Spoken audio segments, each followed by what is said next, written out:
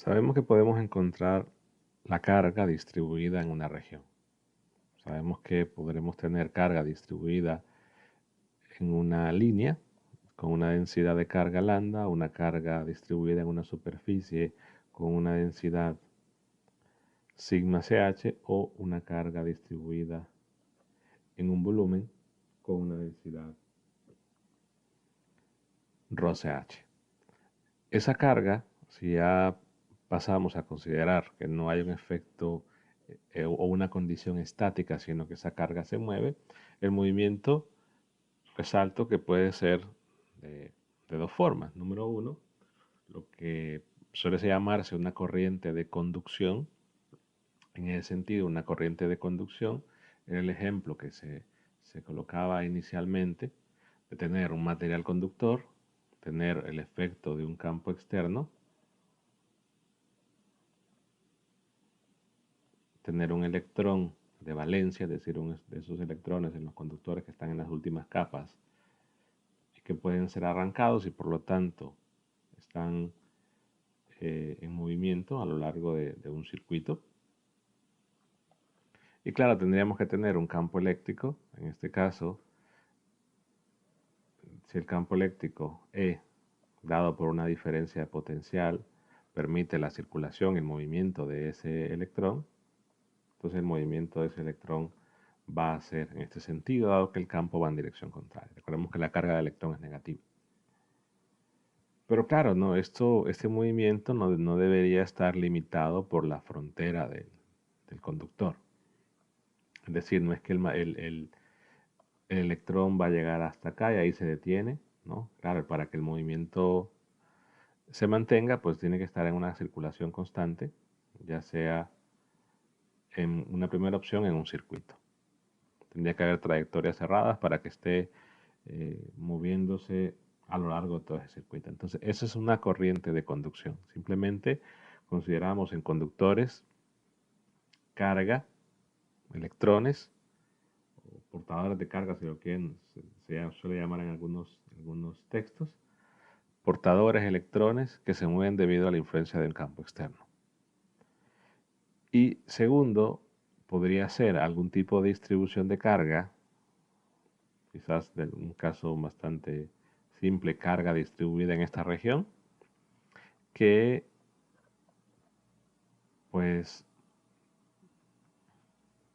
lo que hacemos es que el contenedor de esa carga, por así decirlo, se va a mover, yo suelo decir de manera mecánica. Es decir, el recipiente donde está esa carga o donde tengo esa carga Q, pues ese se va a mover. Entonces vamos a decir que esa es una corriente de convección. En el caso anterior, en la corriente de conducción, el contenedor de esa carga, por así decirlo, el circuito, el conductor, no se mueve, lo que se mueve es la carga dentro de él.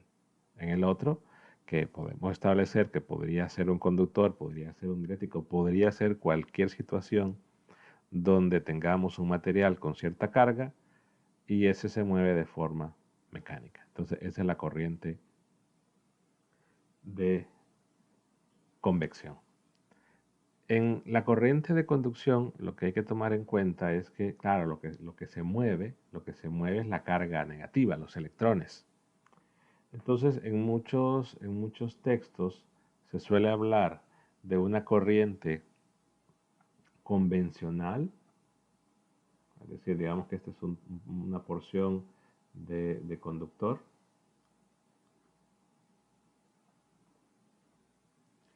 Un electrón, que lo voy a marcar en color verde, el electrón se está moviendo de esta manera. Recordemos que si hay desplazamiento de carga, de la forma que sea, hay una corriente eléctrica, pero lo que tengo marcado en verde es el movimiento real de ese electrón.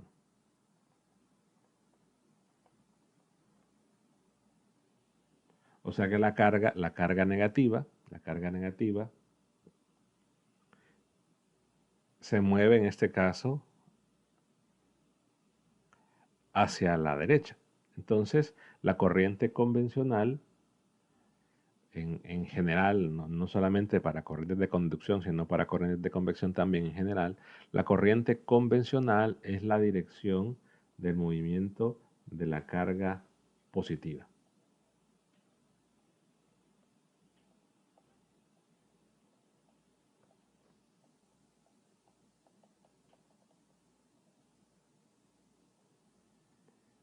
Claro, porque también podríamos pensar que lo que tenemos es un recipiente y en ese recipiente empezamos a disparar iones, partículas cargadas, ya sea de forma positiva o negativa, no necesariamente electrones. Entonces la corriente convencional es la dirección del movimiento de la carga positiva. Y normalmente cuando han analizado ustedes un circuito en física 200, eh, se trabaja normalmente al aplicar leyes de Kirchhoff con convenciones que algunas utilizan la corriente convencional, otras no. Entonces podemos agregar ese otro caso a las corrientes de conducción. Es decir, hay un recipiente que contiene la carga y ahí estamos disparando iones, ya sea cargados positivos o negativamente,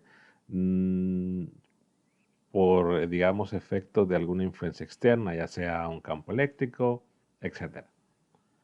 Pero el movimiento de la carga positiva es lo que se suele llamar la dirección o la llamada corriente convencional. Entonces, si regresamos a nuestras distribuciones de carga, ya dijimos, hay carga distribuida en esas tres formas y que consideremos que esa carga se va a mover, ya sea por el caso de una corriente de conducción o por el caso de una corriente de convección. Evidentemente, si estamos hablando de una corriente de conducción, estamos considerando que el movimiento de las cargas, voy a dibujarlo en el caso superficial, que ese movimiento de las cargas no va a quedar limitado por la frontera del material, sino que esto se prolonga de manera que no haya ningún tipo de equilibrio estático, de que la carga llega ahí y se deja de mover. Solo para no dibujar la extensión completa de un circuito o de un canal donde estamos moviendo esas partículas cargadas.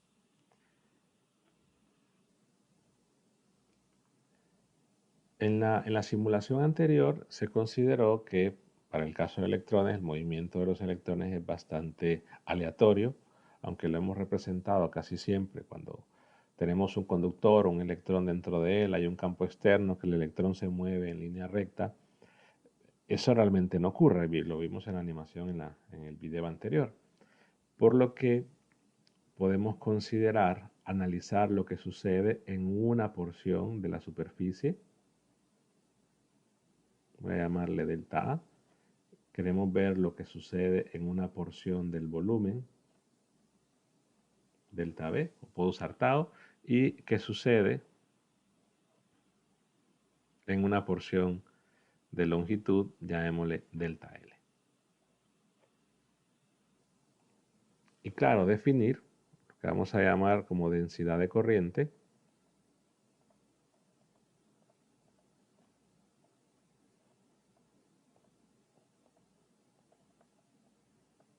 que es una cantidad vectorial, eso es un vector, y que la densidad de corriente mide el movimiento promedio de las cargas en el material.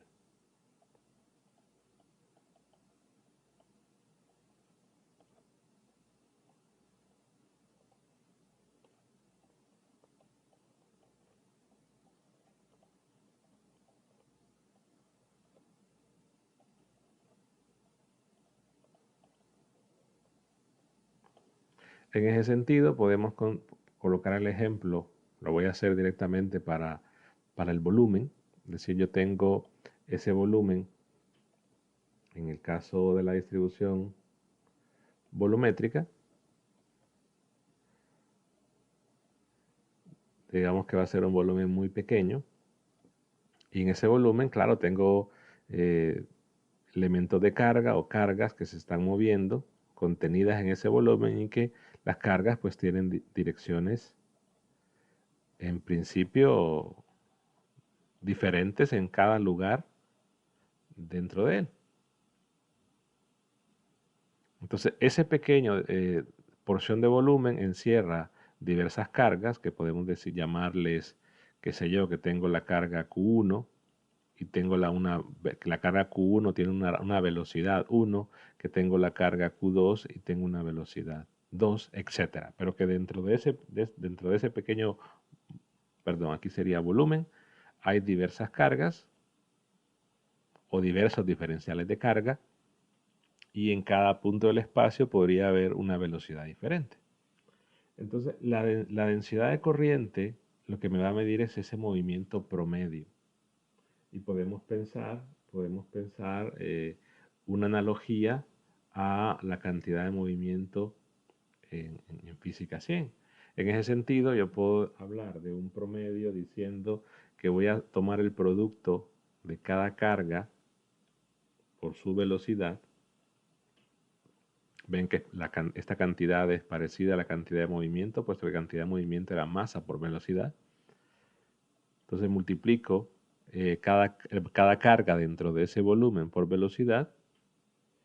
Y claro, hago la sumatoria para cada carga que esté contenida en ese volumen. Y lo que hago es promediar dividiendo, bueno, voy a poner todo acá, dividiendo entre ese volumen.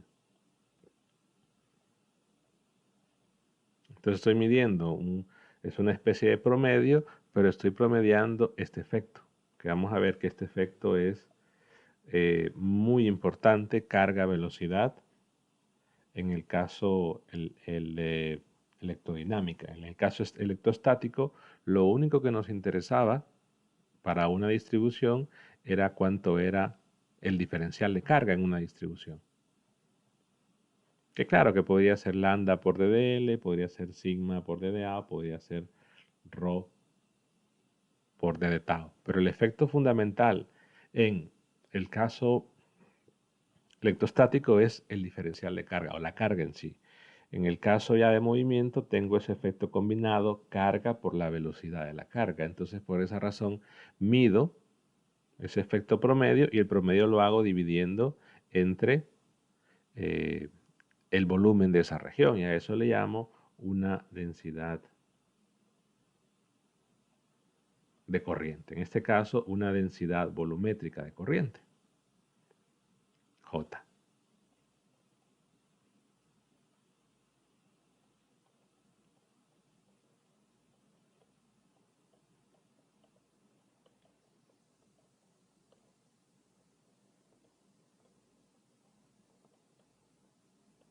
Claro que sería un valor que tendría sentido únicamente o estaría definido únicamente para ese volumen. Si ese volumen tiende a cero, es decir, este sería un valor promedio en todo ese volumen, incluso le podemos llamar un valor promedio. Porque depende está limitada ese volumen, pero si el volumen tiende a cero,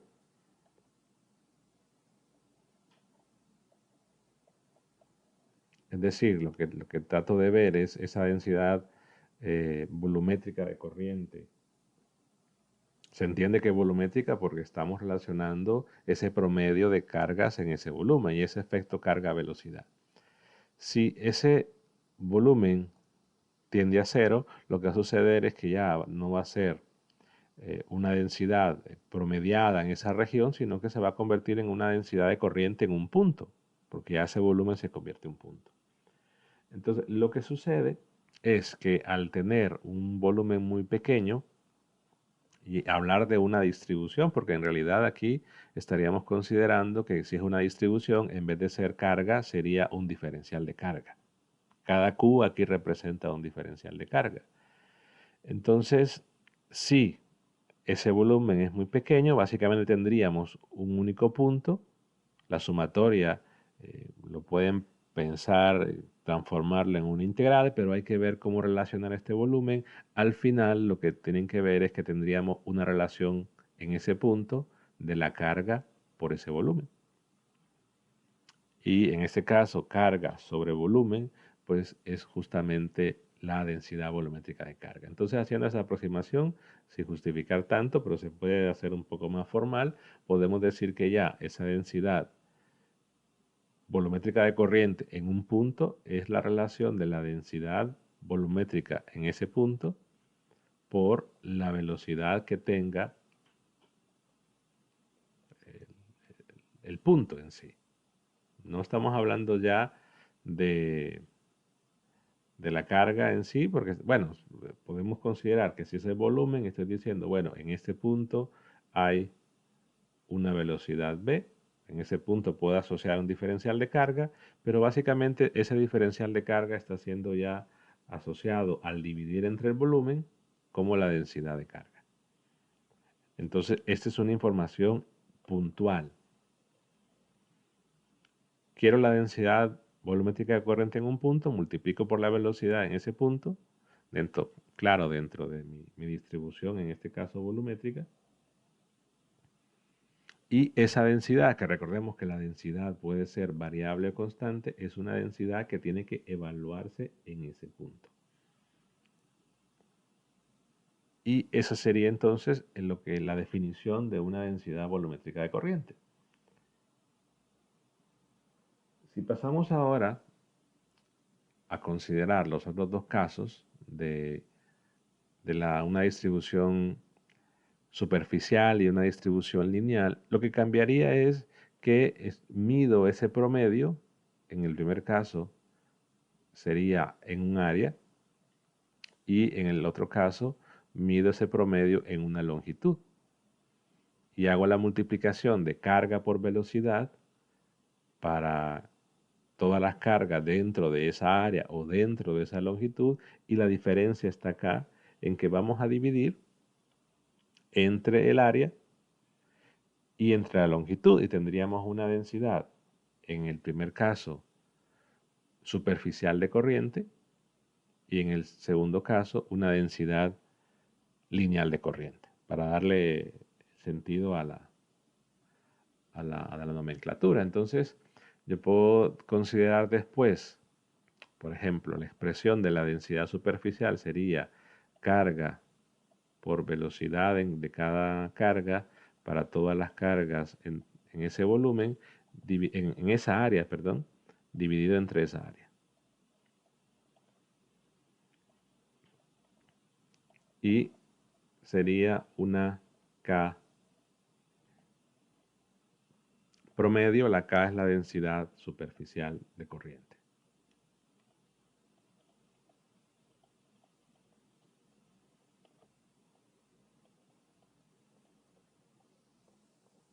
Que nuevamente es un vector. Ahora, ¿qué determina la dirección de ese vector? Pues el promedio de los productos velocidades por carga. Pero en realidad tendrá que ver directamente con el efecto de las velocidades de todas las cargas en ese punto.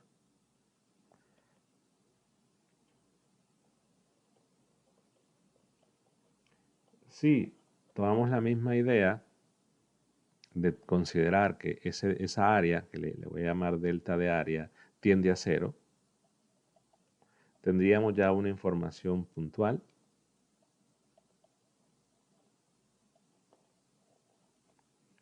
Y SK en ese punto es igual, vean que ahora sería la relación entre la carga y el área.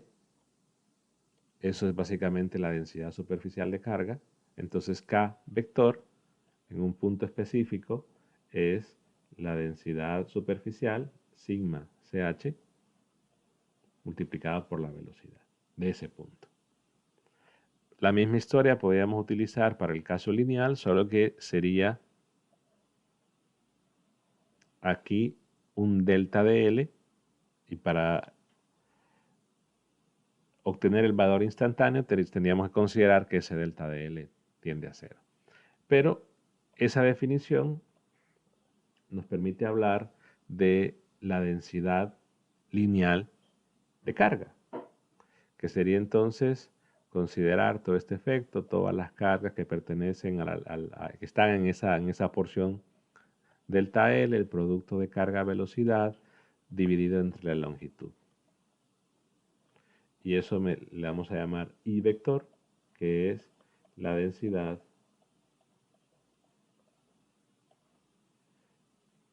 lineal de corriente.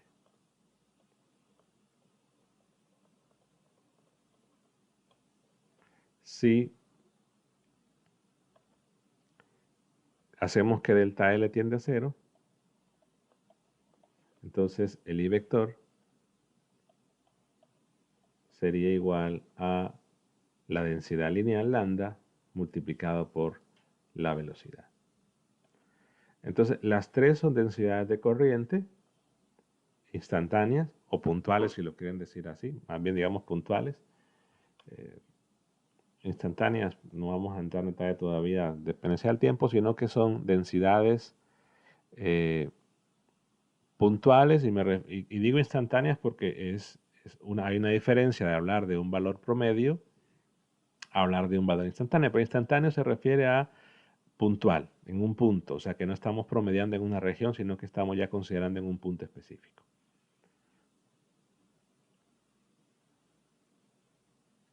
Y nuevamente son vectores. La situación podrían observar cuáles son las unidades. En el primer caso, la densidad volumétrica de corriente, que se sobreentiende que es volumétrica porque el promedio inicialmente se hace en un volumen y estamos considerando que la carga está distribuida en un volumen, o que hay un conjunto de cargas puntuales o distribución, pero estamos hablando de lo que sucede en un volumen. Entonces, las unidades pueden observar que en la densidad, son las unidades de densidad de carga volumétrica, que son Coulomb sobre metro cúbico, multiplicadas por las unidades de velocidad, que son metros sobre segundos. Es importante, y aquí lo voy a colocar, de repente la definición, ustedes de corriente eléctrica, quizás a nivel de física 200, utilizaban una I, que es un escalar.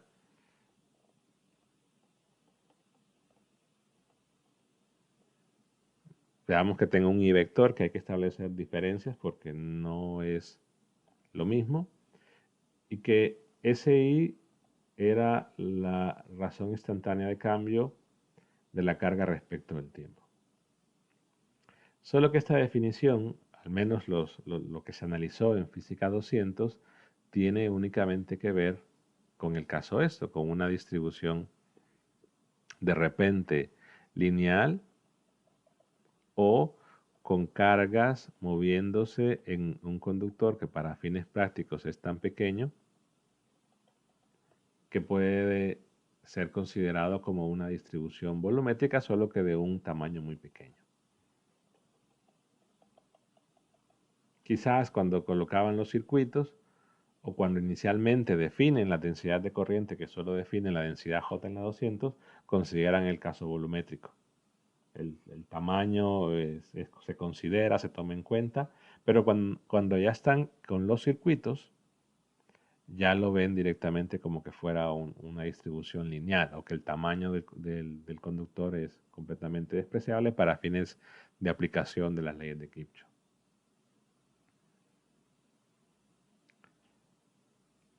Pero esta es la definición de 200, ¿no? Y recordarán que las unidades de la corriente eléctrica pues son los coulombs sobre segundos, y eso se conoce como amperios. Pero claro, tenemos que recordar que hemos definido de una forma diferente, al menos acá, diciendo que la corriente es el flujo de carga en una región por unidad de tiempo.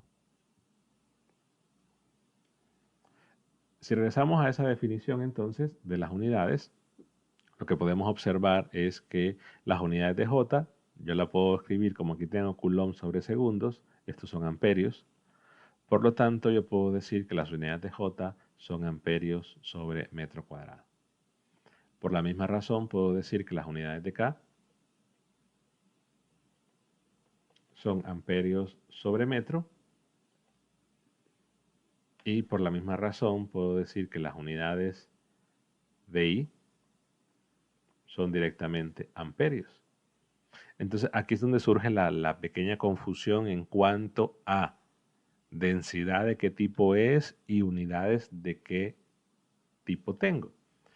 ¿Cómo así? Por ejemplo, yo digo, ok, es una densidad volumétrica, verlo desde el punto de vista de ese promedio, me es claro que estoy considerando cargas en un volumen.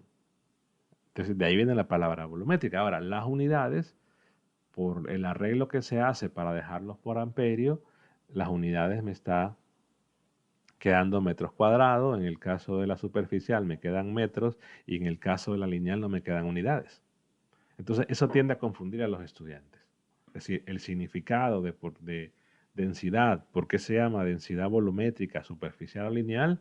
Es por dónde se están analizando las cargas y tienen que ver cómo están distribuidas las cargas. Volumen, área o una línea. Las unidades no tienen absolutamente nada que ver, puesto que el arreglo que se hizo es para dejar amperios.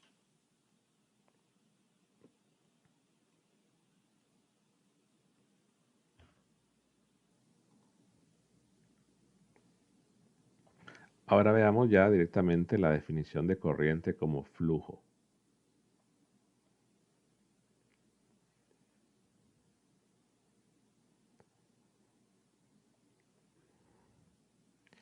Consideremos otra vez los tres casos, una distribución superficial, lineal y volumétrica. Que claro que la corriente se produce eh, con, con cualquiera de los dos tipos, ya sea una corriente de conducción o una corriente de convección. Entonces, si tenemos una distribución lineal y la carga se está moviendo, contenida completamente en ese objeto que tiene una dimensión, llamo aquí un d de q, y tengo que en ese punto hay una velocidad v,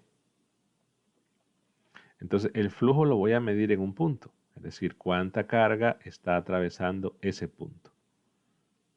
Lo voy a hacer en otro color, acá, un punto P. Entonces aquí el flujo voy a decir cuánta carga está pasando por ese punto por segundo.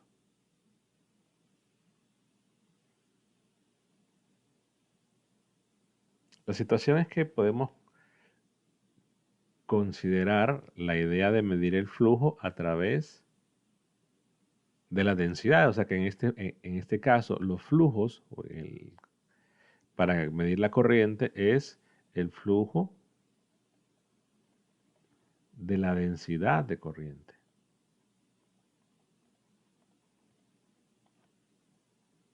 Es decir, si yo calculo ese flujo de densidad, automáticamente voy a saber cuánta carga está atravesando por la región en cualquiera de los casos por unidad de tiempo.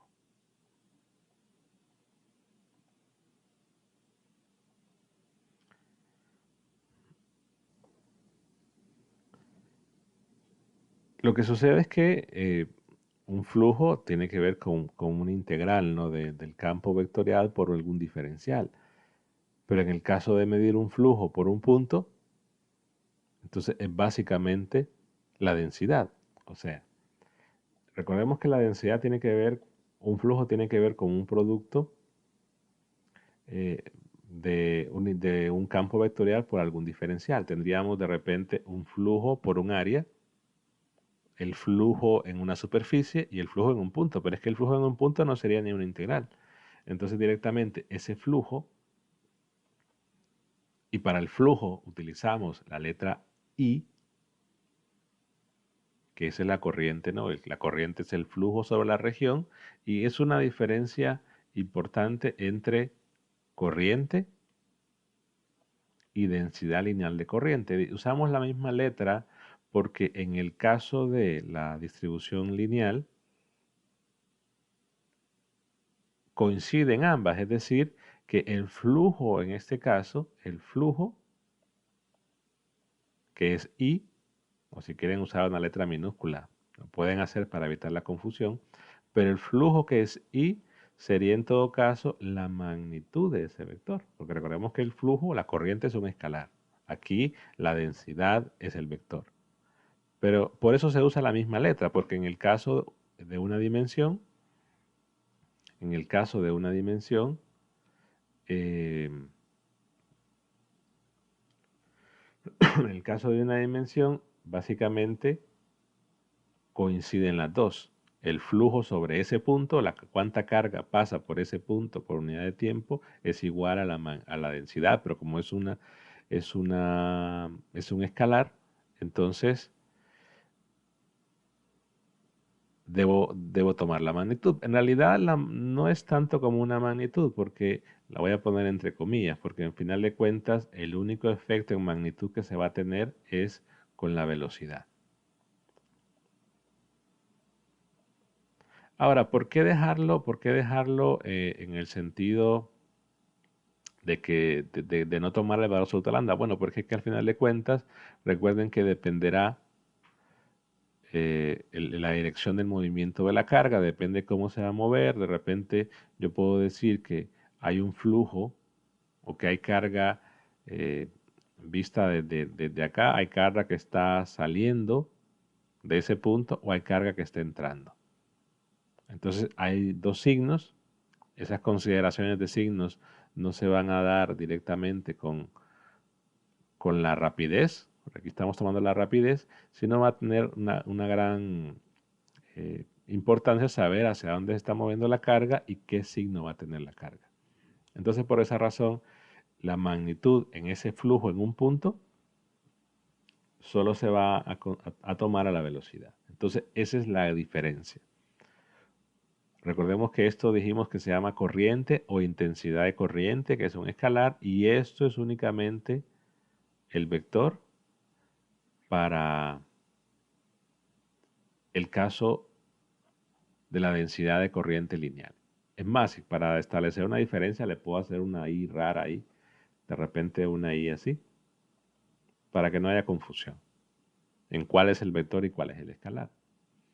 Entonces, en el otro caso, misma historia. El flujo es I. Vean que para los tres casos voy a usar I, pero en este caso tengo la carga moviéndose sobre una superficie y lo que se quiere ver es cuál es el flujo de la densidad de carga, de la densidad de corriente, perdón, el flujo de la densidad de corriente sobre una superficie, le voy a llamar una curva C.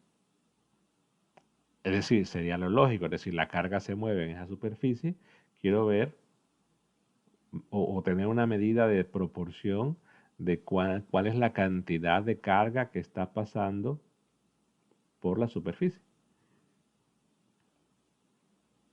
Entonces tengo que medir un flujo ahí. Claro, una forma de hacer ese conteo sería, que hacemos un pequeño paréntesis, por ejemplo, tengo una curva C y yo quiero saber si hubo carga que la atravesó. Entonces, por ejemplo, si tengo una carga en este punto que es completamente, o que se está moviendo en ese lugar y es completamente tangencial a la curva, entonces la carga no la está atravesando. En cambio, si yo logro ver alguna dirección que no es tangencial a la curva, entonces es un conteo de que se atraviesa. O sea, que si en ese momento, si en ese punto de la curva la velocidad es tangencial, la carga no está atravesando la curva. Si la velocidad tiene cualquier otra dirección que no sea tangencial, entonces sí va a atravesar la curva. Entonces, la forma de medir el flujo aquí, va a ser haciendo un producto escalar entre la densidad superficial de corriente y un vector. Wagner utiliza una letra eh, quizás que no la recomiendo. Utiliza una N o una T. Es una T, perdón. Dice que Wagner hagamos un producto eh, con ST y a veces genera confusión a qué se refiere con la T. Es un vector tangencial, pero ¿en qué sentido? Pensemos que tenemos una lámina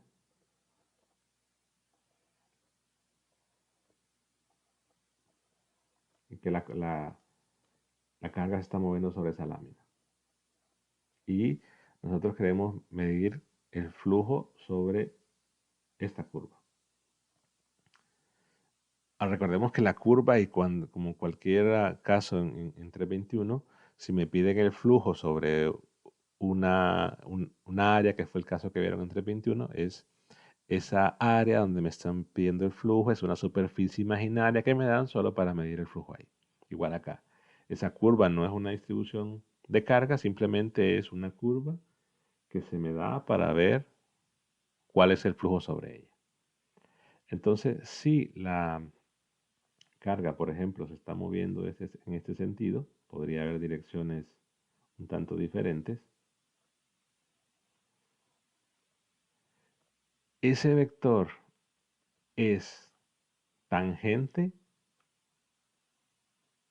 a la superficie donde se está moviendo la carga, pero tiene que ser perpendicular a la curva.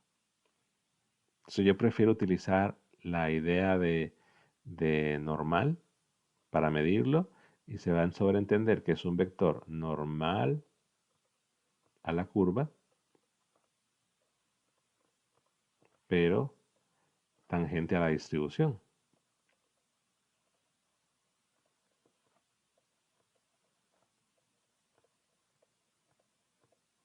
Y que me permita hacer ese conteo. De forma que si yo veo que el vector velocidad, por ejemplo, en este punto tiene esta dirección, claro, como la relación, la dirección de K la da básicamente la velocidad en ese punto, entonces al hacer el producto punto entre ellos dos, si me da cero, quiere decir que son perpendiculares, y realmente si da cero es que la velocidad o el K en ese punto era así, evidentemente no había carga que atravesaba en ese lugar.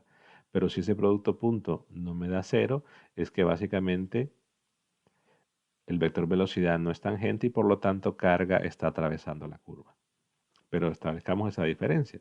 Y también tiene que ser un vector que me permita medirlo. De repente, si alguien me dice, yo tengo la curva, esta que está en color verde, pero yo tomo un vector t así.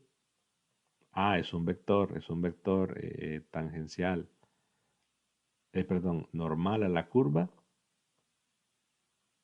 pero al hacer el producto punto del vector k con ese vector normal, siempre va a dar cero. O sea que no habría forma de poder medir un flujo en esa curva utilizando ese vector normal. Entonces, por eso hago la aclaración. Bagnes usa una t, pero se refiere a un vector tangente a la superficie y que es normal a la curva.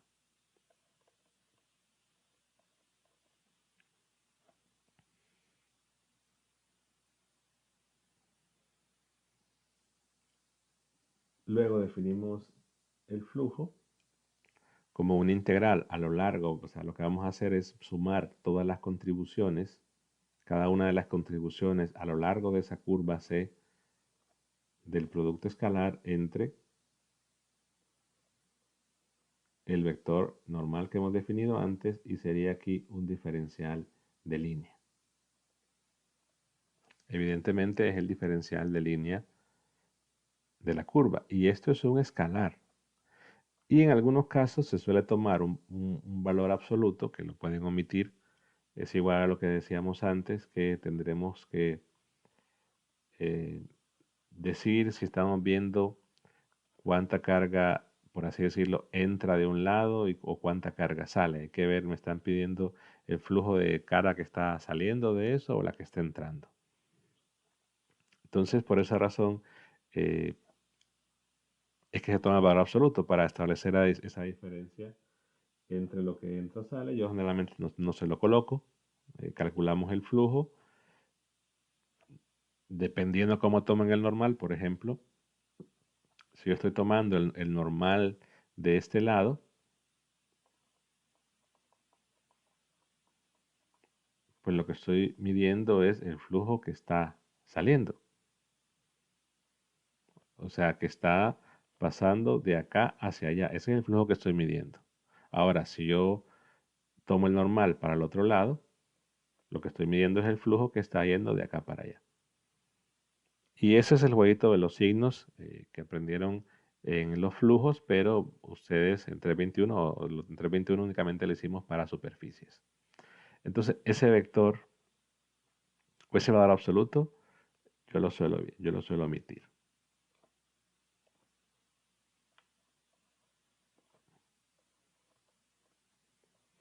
El DDR, recordemos que es el diferencial de línea. Entonces, si tengo esta curva que la hago así otra vez, recordemos, tenemos el vector normal a la curva y tangente a la superficie, pero también tenemos el elemento de línea, que es el DDR, que el DDR siempre es tangente.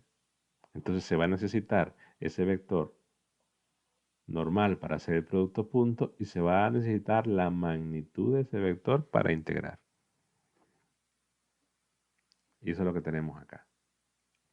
La integral sobre esa línea del producto punto K con el vector normal diferencial de línea. Pero claro, es un flujo sobre una línea. Y el caso que la mayoría pues habrá utilizado más en 321 es que se va a dar una superficie y lo que se va a ver ahora es el flujo del campo J.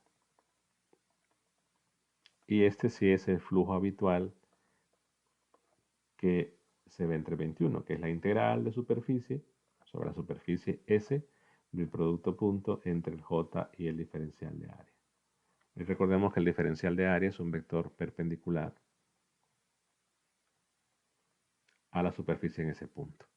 Entonces, los tres flujos, y vean que en todos usamos la letra I, me están midiendo justamente cuánta carga está pasando la región, el punto, la línea o el área por unidad de tiempo. Recordemos que a veces en 321 se suele utilizar un diferencial de S para la línea. Yo no lo quisiera confundir porque es una S minúscula y aquí es una S mayúscula. Entonces, por eso me quedo con DDR. Mencionamos en el video anterior y en parte de este la importancia del elemento de carga. Es decir, el efecto que tiene ese DDQ o los DDQ en la ley de Coulomb o en la expresión del campo eléctrico. Pero para las tres distribuciones lo que tenemos es DDQ en la distribución lineal es lambda por un DDL o un DDR o un DDS minúscula, el sigma por DDA y el rho CH por DD tau. Ahora, esta igualdad, lo comenté anteriormente, representa una equivalencia. No es que estoy diciendo que esto es igual a esto. Quizá en ese contexto no. Sino que cuál es el diferencial de carga en una distribución lineal, cuál es el diferencial de carga en una distribución superficial y volumétrica.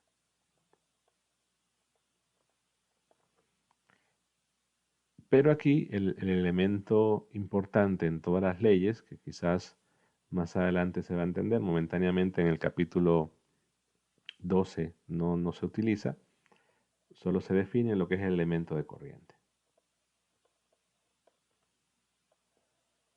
Es decir, qué es lo que va a aparecer o qué interacciones con qué, así como en el caso de la ley de Coulomb, que es las interacciones del DDQ con un DDQ de una distribución con un DDQ de la otra, entonces interactúan y se define la ley de Coulomb y podemos establecer la fuerza eléctrica. Aquí las interacciones de quiénes son las que van a producir las fuerzas. Entonces se define el elemento de corriente y recordemos que mencioné la importancia de ese producto carga por velocidad y ese es justamente el elemento de corriente. Ese producto del DDQ por la velocidad. Entonces, para el caso lineal, recordemos que el DDQ es el lambda por un DDL, por velocidad. Luego,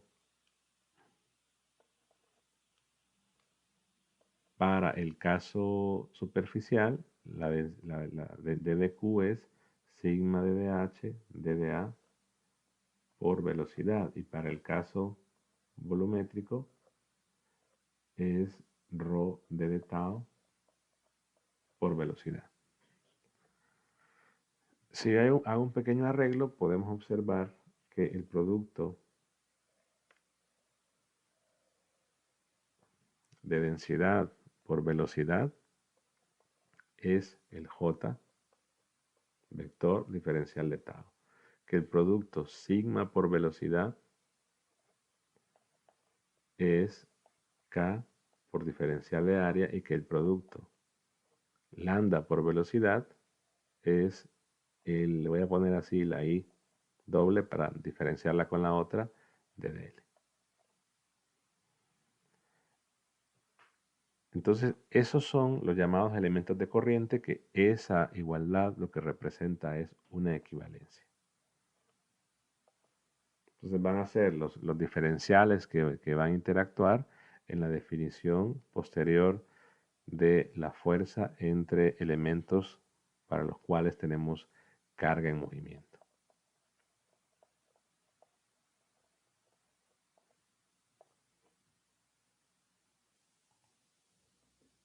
Pero que hasta que no veamos la forma de la fuerza entre elementos con carga en movimiento, no va a tener ningún tipo de uso.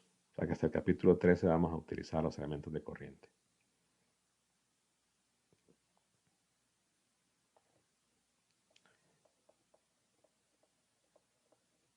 Hablaremos ahora de la ecuación de continuidad.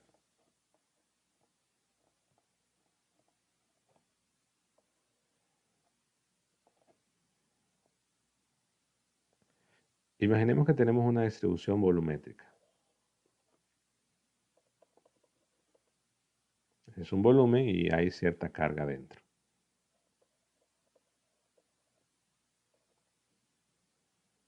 O que digamos que tenemos una, qué sé yo, que es un conductor, ese volumen es una porción de ese conductor.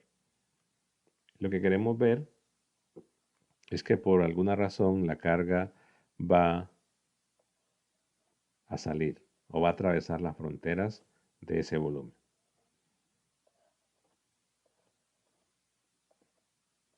Y claro, ese volumen es una región que yo he establecido. No estoy diciendo que ahí es completamente el, el conductor o que solamente carga ahí. Puede haber carga afuera o que la carga esté pasando de un punto a otro, pero ese volumen es simplemente la frontera de lo que me interesa o de lo que quiero analizar.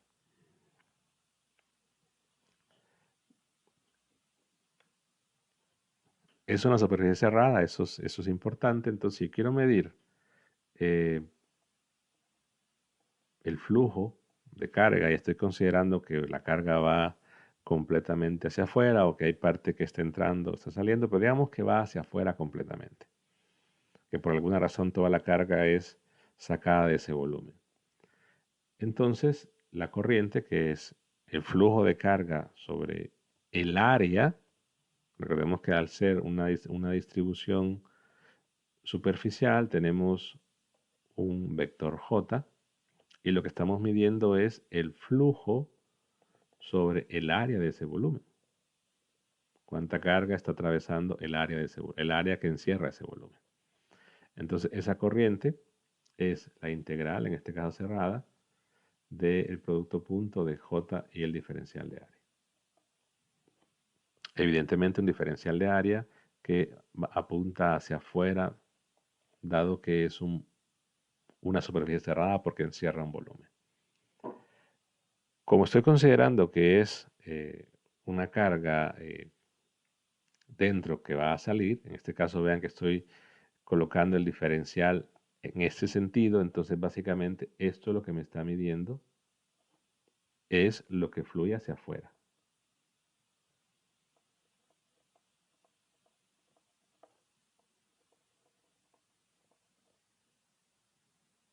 Si yo coloco el diferencial de área en dirección contraria, estaría diciendo lo que fluye hacia adentro.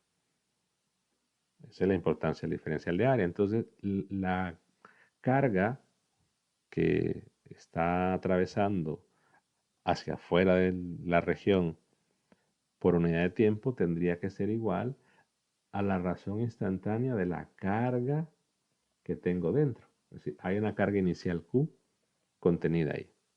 Parte de esa Q va a atravesar la superficie a medida avance el tiempo. Entonces, lo que está fluyendo hacia afuera tendría que ser la razón instantánea de cambio de esa carga Q, que es decir, le pongo un negativo y ya voy a explicar por qué. Es lo que fluye hacia adentro.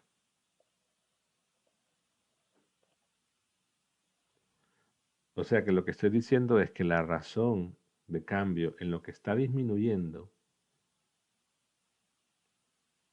es igual a lo que está. O sea, lo que disminuye la carga en el interior es lo que aumenta la carga en el exterior. Es como que tengan, qué sé yo, tienen, ¿cuál ejemplo podría ser bueno?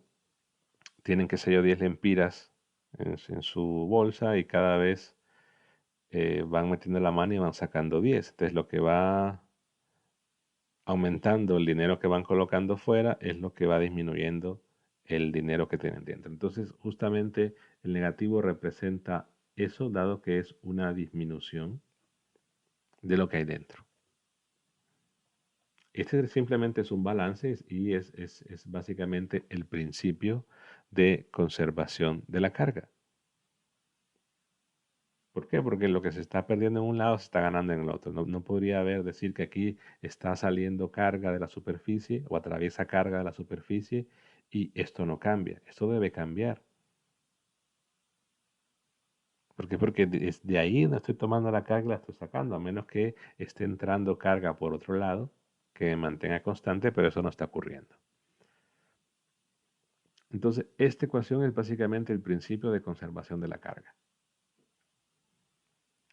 ¿Qué puedo hacer ahora? Bueno, considerar que como es una distribución volumétrica, la carga que hay,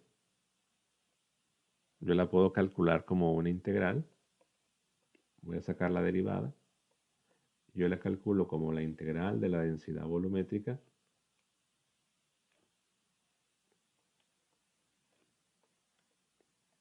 por el diferencial de volumen.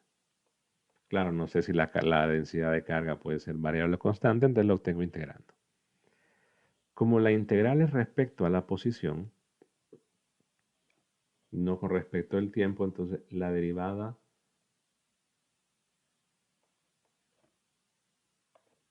de t puede entrar a afectar directamente la densidad. Ahora, porque podría ser normalmente, o entre 21, lo que se ha visto son densidades de carga que dependen o que cambian con respecto de la posición, pero también podría ocurrir que son densidades de carga que varían con el tiempo. Entonces, esa derivada entra en la integral y lo que me queda es menos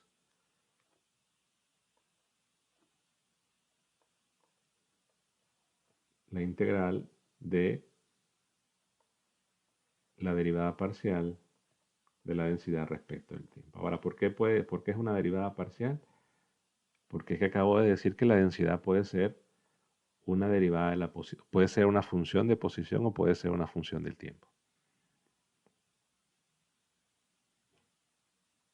En el lado izquierdo, lo que puedo utilizar es recordar el teorema de la divergencia, la integral de una superficie cerrada de un campo punto de DA por el teorema de la divergencia. Eso es una integral por aquí sobre la superficie S y del lado derecho es sobre el volumen. Entonces, al usar el teorema de la divergencia, aquí se convierte en la integral de la divergencia del campo J por el diferencial de volumen sobre el volumen. En el otro lado me quedaría menos la integral en el mismo volumen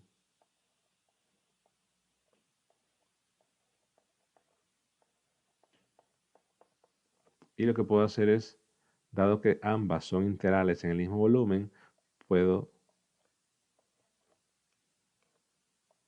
agrupar en una sola integral, paso lo que está del lado derecho al lado izquierdo y me queda la divergencia de J más la derivada parcial de la densidad volumétrica de carga respecto del tiempo, diferencial de tau, igual a 0. Y entonces, como esto está hecho para cualquier volumen, el volumen que sea, con tal, repito, sea una superficie cerrada que encierra ese volumen, entonces al ser ese integral para cualquier volumen igual a 0, la única posibilidad es que lo que esté dentro del integrando sea igual a 0. Entonces me queda que la divergencia de J más la derivada parcial de la densidad, esta ρ me sale un poco rara, la derivada parcial de ρ CH respecto del tiempo debe ser 0. Y esta se le conoce como ecuación de continuidad. ¿Por qué? Porque surge de la conservación o del principio de conservación de la carga.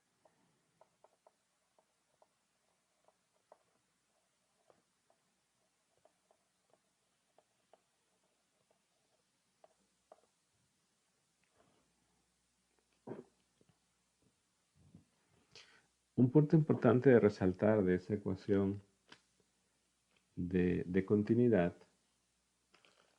es el caso que vamos a llamar corrientes estacionarias.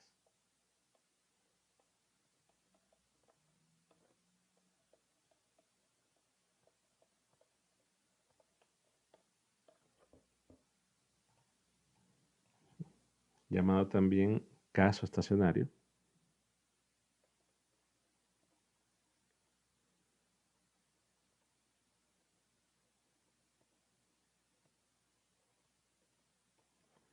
En el que la condición de corriente estacionaria o caso estacionario es que la densidad volumétrica de carga no cambia con el tiempo, únicamente cambia con respecto a la posición. Es decir, que si el término este es 0, quiere decir que la divergencia de J es igual a 0. Y se suele considerar en los casos de corrientes estacionarias como la magnetostática.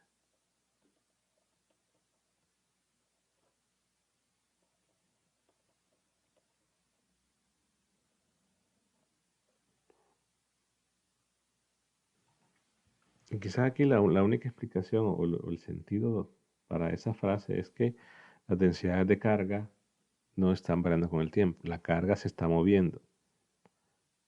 Pero la densidad de carga cambia al variar la posición. No está cambiando en un punto específico, no está cambiando a medida que pasa el tiempo.